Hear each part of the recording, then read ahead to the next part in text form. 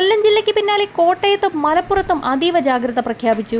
മസ്തിഷ്ക ജ്വരം പോലെയുള്ള രോഗങ്ങൾ മനുഷ്യരിൽ പടർന്നു പിടിക്കുകയും ഇതിന്റെ ഫലമായി മരണം വരെ സംഭവിക്കുകയും ചെയ്യുന്ന സാഹചര്യത്തിലാണ് പൊതുജനങ്ങൾ കർശന ജാഗ്രത പാലിക്കണമെന്ന് ആരോഗ്യവകുപ്പ് നിർദ്ദേശിച്ചത്.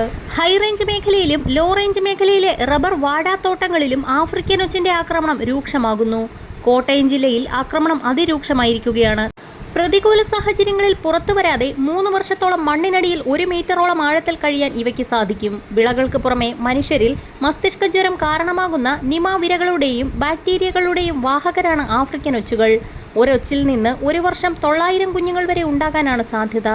ഉഭയലിംഗ ജീവികളായ ഇവയ്ക്ക് 10 വർഷമാണ് ആയുസ്. പച്ചക്കറികൾ, വാഴ, ചേന, പപ്പായ, ഇഞ്ചി, ചേമ്പ് തുടങ്ങി 500ലേറെ സസ്യവർഗ്ഗങ്ങൾ ഇവ ഭക്ഷണമാക്കുന്നു. ഇത്തരം ഒച്ചുകളെ സ്പർശിക്കുമ്പോഴോ ശരീരത്തിനുള്ളിലേക്ക് പോവുകയോ ചെയ്യുമ്പോഴാണ് രോഗം പിടിപെടുന്നത്.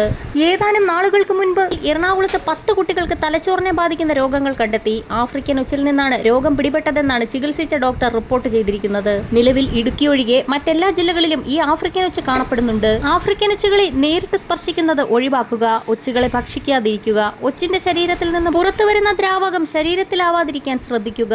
ഒച്ച് ബാധിത തോട്ടങ്ങളിൽ നിന്ന് സാധനങ്ങൾ വാങ്ങുകയോ കൊടുക്കുകയോ ചെയ്യുമ്പോൾ അവയിൽ ഒച്ചില്ല എന്ന് ഉറപ്പാക്കുക. പച്ചക്കറികൾ കഴുകി മാത്രം ഉപയോഗിക്കുക.